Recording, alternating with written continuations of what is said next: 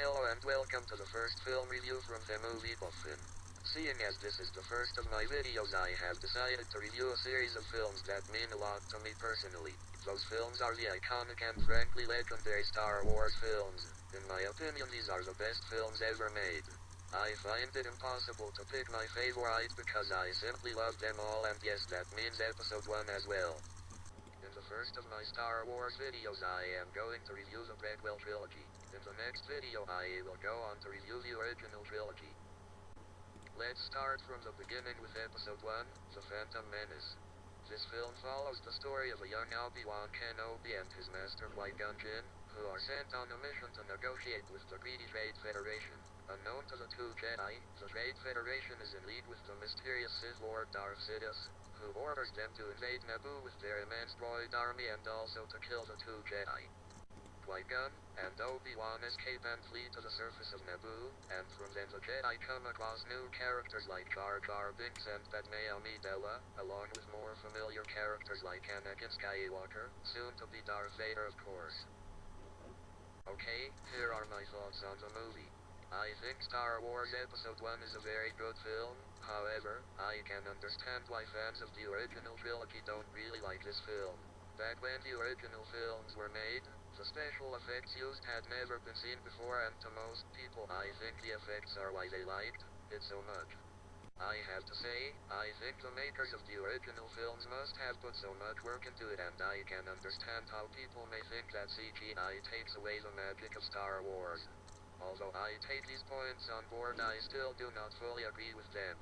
I think they have carried on the Star Wars tradition of using the best special effects around.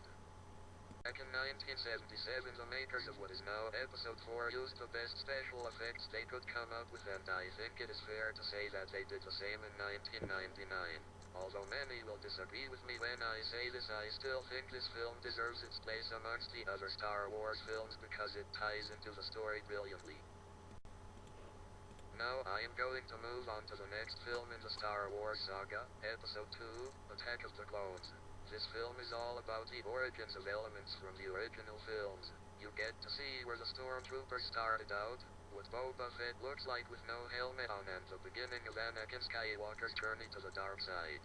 This is also the first time we see Yoda as a CGI character as opposed to a puppet in the earlier films. There are also new characters like Count Dooku, played by the legendary Christopher Lee, and Jango Fett, the father of Boba Fett, played by relatively unknown yet brilliant Temuera Morrison.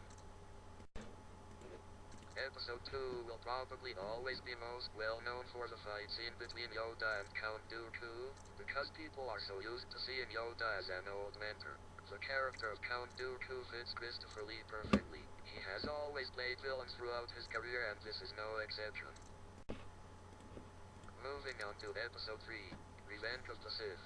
Episode 3 is widely considered to be the best of the Star Wars prequel films. This is definitely the prequel film that ties into the original films the most. It is focused around the fall of the Old Republic and the rise of Darth Vader and the Galactic Empire.